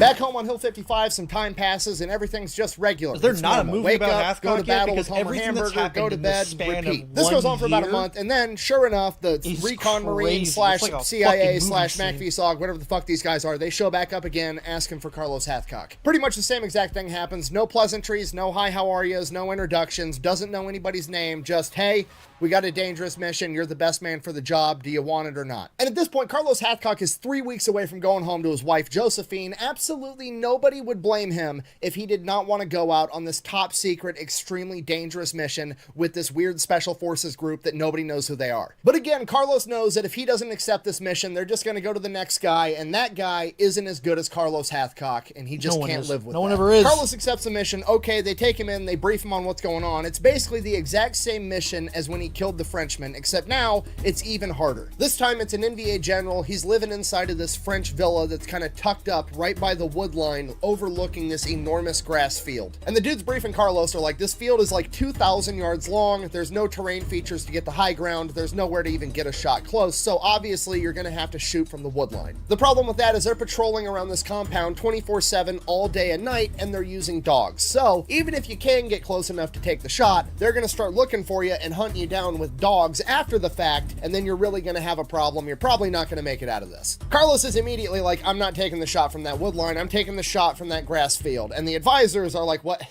What are you talking about? To which Carlos is like, that's the last place they'd expect it to come from, so that's where it has to come from. I want you guys to drop me off way over here on the other end of the map. I'll go through these woods, and then I'm gonna low crawl for 3 days, moving 1 foot Oh, in this an was it. hour I thought it was the until I Frenchman. can clear 1,200 yards to get within 800 yards of this villa, and then I'm gonna take the shot and hopefully sneak away. To which the advisors are like, I mean, sounds crazy to me, but you're the expert. We came to you for a reason. So if it that's was how you Carlos want to do it, Hathcock. go I just ahead got and the get wrong- it done. I knew- Go ahead and grab your boy I John heard the Burke. story. You guys get So ready. it was You're going out Carlos first thing in Hathcock. the morning. At which point Carlos But I just had informs the him wrong he's person. I going thought it out was the alone on Frenchman. this one. It's too dangerous, and moving that far through that grass field, he needs to be as small as physically possible. So Carlos goes back to his tent, grabs everything he needs. He grabs 1 canteen of water, a little bit of food, his rifle, and his Colt 1911 for a backup weapon. And for the first time since he found it, he leaves the white feather there because he doesn't have anybody else there with him to protect, and he wants every advantage he can get. From there, he goes, gets in the helicopter. They fly him there, insert him exactly where he wanted to be, drop him off right at dusk. He maneuvers through the wood line, gets to this field by nighttime, and starts Man low is the crawling main all character. night long. And there's still patrols all night long. They're going around with chugging spotlights, main walking character around. juice. But Carlos only Needs all the brought plot 1 armor he can canteen get. of water because he wanted 1 canteen on 1 hip. And he's not just going to crawl belly down this entire time. He's going to crawl on his side to leave as small of a trail as possible. Carlos is making himself so small, and he's moving so slowly under the cover of night that they would literally have to step right on top of him to be able to find him.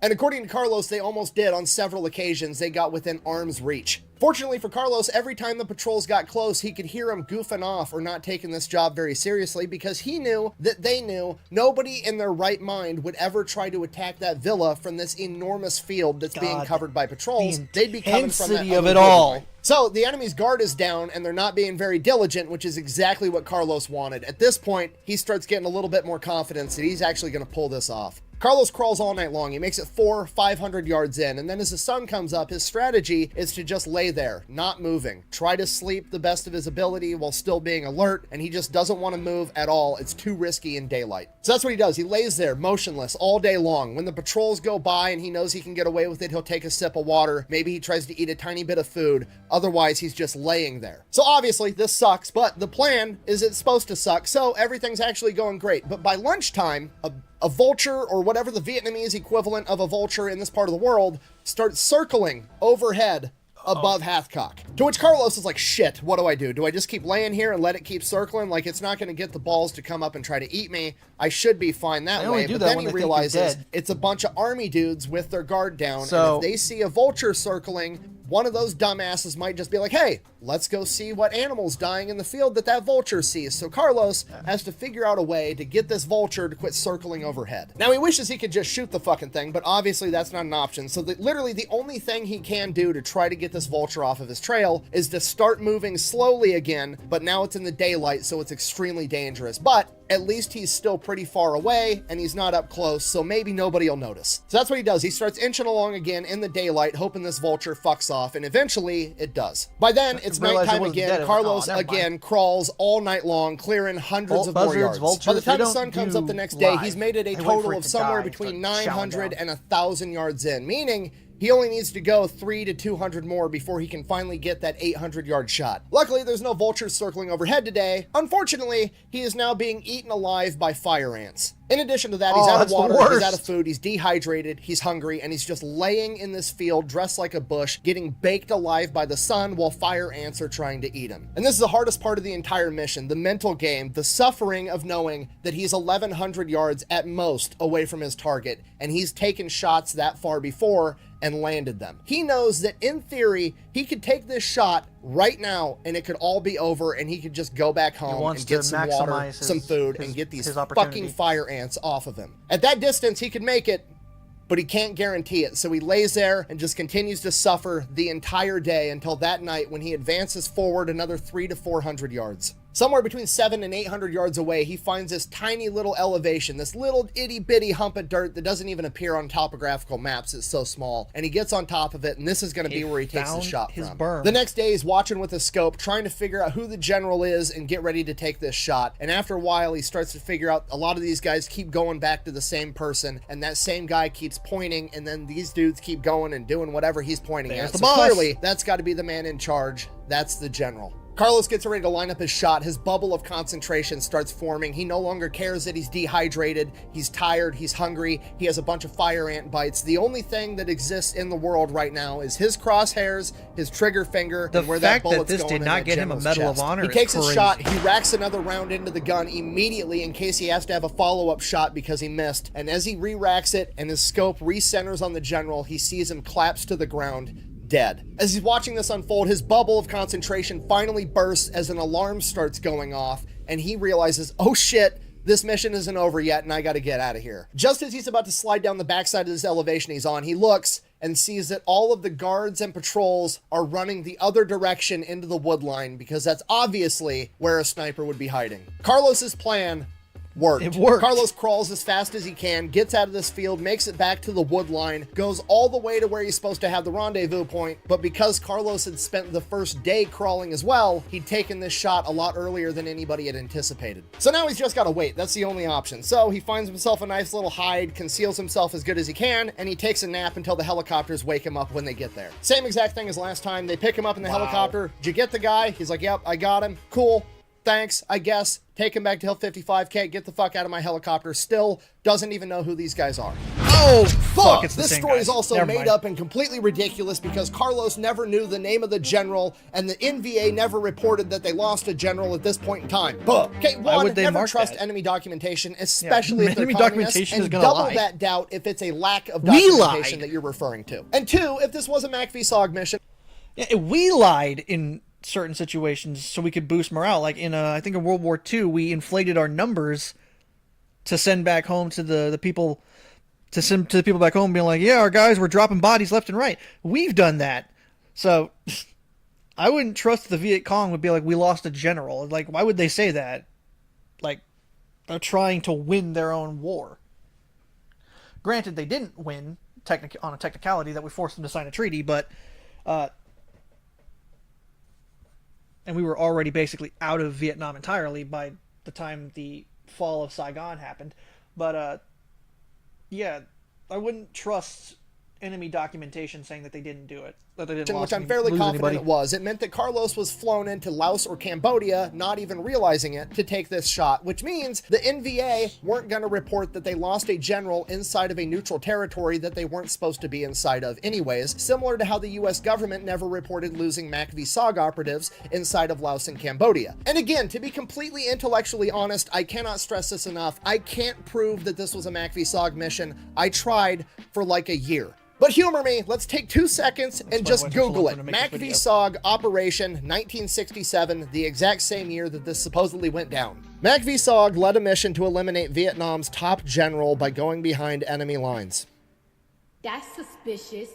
Okay, I can't prove it, but if it walks like a duck and it quacks like a duck, it's probably a duck. But if you still doubt it, you should consult an expert and maybe see if they think it's a duck, and we can do that too. Okay, all the interviews we have recorded of Carlos Hathcock discussing all of this, those interviews were conducted by a man by the name of John Plaster, who was a MACV-SOG operative in the same theater at the same time, that became a sniper and then wrote like 15 books about being a sniper. On top of that, Jim Land, you know, his commanding officer and also a world-renowned sniper, was in multiple interviews after the fact and also never cast any doubt on anything Carlos said ever. So just so we're all on the same page, walks like a duck, quacks like a duck, and none of the experts at hand doubt its duckliness, it's probably a fucking duck. Quack, quack.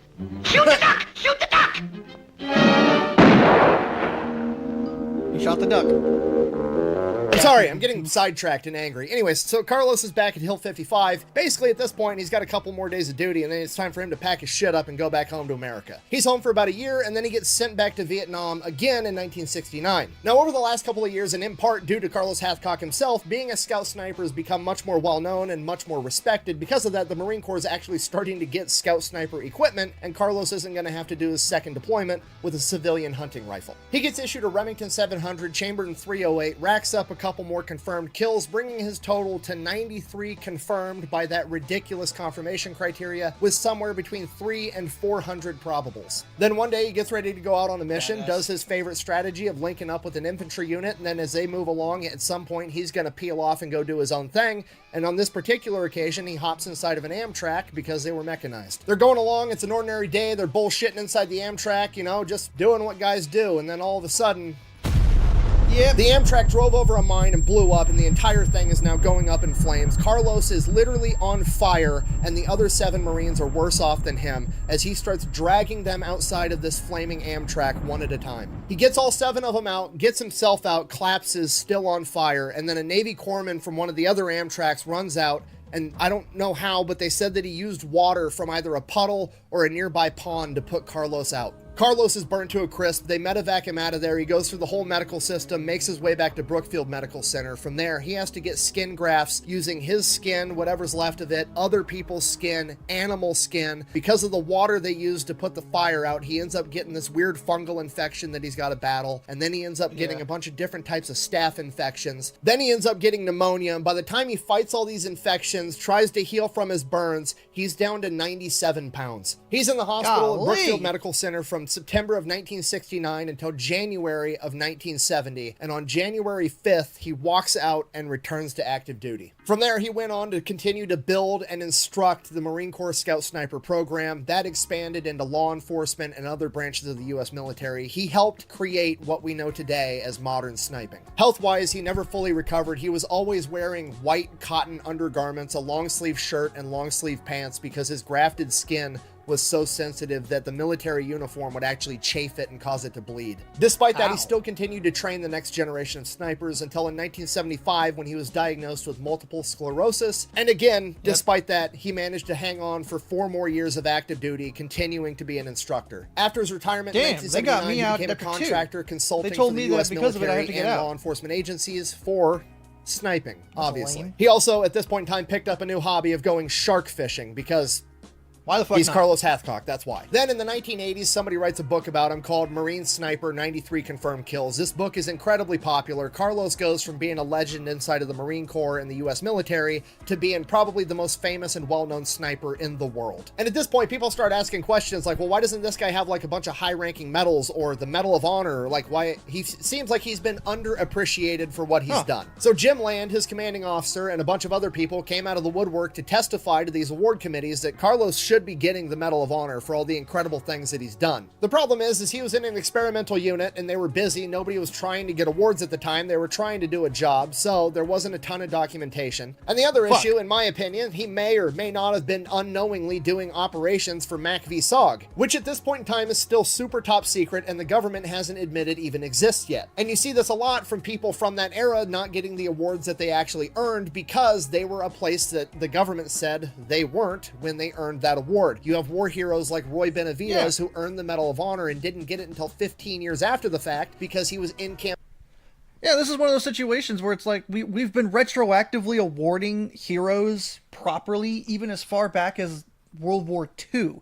There are people who in like 2018, 2019, and I think even like 2021, these men have been dead for 30 or 40 years, but they're retroactively getting the accolades that they have earned being awarded. So it's 2024. I feel like Carlos Hathcock should get a lot of these retroactive awards. Like, golly. Cambodia on a Mac v SOG operation when it happened. So this award appeals process gets drug out for years, and by 1996, Carlos Hathcock is diagnosed with Parkinson's, in combination to his burns, in combination to his MS, he ends up being bound to a wheelchair. In that same year of 1996, he was also retroactively awarded a Silver Star for his courageous actions of dragging those other Marines out of the burning Amtrak. His other incredibly heroic acts would go unrewarded, and in 1999, 3 years later, he would pass away due to medical complications at the age of 56. So in conclusion, that is the story of White Feather, Carlos Hathcock, the greatest sniper of all time. Thank you for watching. Best way to support the channel is go buy some merch over at thefatelectrician.com. Quack bang, out. Golly. So I was right that it was Carlos Hathcock whose story I heard about, you know, him low crawling basically for days to take one shot and then escape. I think I got it wrong with him. I think the rumor was he low crawled for like 3 days, take a shot, low crawled 3 days back. But I guess he didn't do that. I guess he took the shot and ran while they were distracted because they thought it was in another direction. He did not get the full accolades that he definitely should have gotten. This man should have, at minimum, been given a Navy Cross, which is the second highest award right under the Medal of Honor. Military and bureaucrats always step in and kind of mess things up. Like the military was like, there ain't no way you guys have 14 kills. You have more kills in 1 week than several battalions have in months. So we're not going to confirm that unless you have people doing things like snipers don't need to rely on situations like infantrymen. Infantrymen are walking around and when a fight happens, it's like, return fire, and everything like that. And chances are they don't hit anybody. And the enemy, because they're in their home turf, they know how to get out. And we've seen actual events, actual like ways that the Viet Cong would escape. They would escape in these little holes that were relatively close by, and they were so well guarded, they were so well hidden that nobody knew where it was. Or if there were confirmed kills, it's entirely possible that the Viet Cong or the North Vietnamese would grab their dying friend and pull them into the hole to get them out of there. So that could be a reason. Forrest Gump shows an example of this. You know, Lieutenant Dan gives Forrest a pistol and a flashlight and has him go in a hole where he's supposed to basically fish out some Vietnamese or Viet Congs. But it's an interesting story. You know, you hear about these legendary warriors who've done things that are considered beyond superhuman. And sometimes they don't get the recognition they should get. But it was a good video. Fat Electrician does it. He does it again. He makes a great video with interesting content that gets you just sucked in. It was an hour long and it didn't feel like it. But I can't wait for, more videos. He posts every week. So go give the video a watch yourself. go subscribe to the Fat Electrician.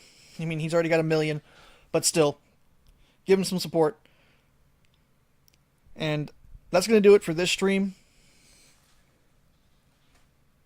I plan on streaming again, maybe Monday or Tuesday, depending. And I'm actually going to be playing some video games. So I will see you guys in that stream. Also, go check out my most recent video. It took several days to make. It's just about the Jeepers Creepers and Predator fight. Go check that out. Give me some love, give me some support. Click the subscribe button if you want to see more of my content. Thank you all so much for watching. Have a good day, good evening, whatever your time zone. Bye-bye.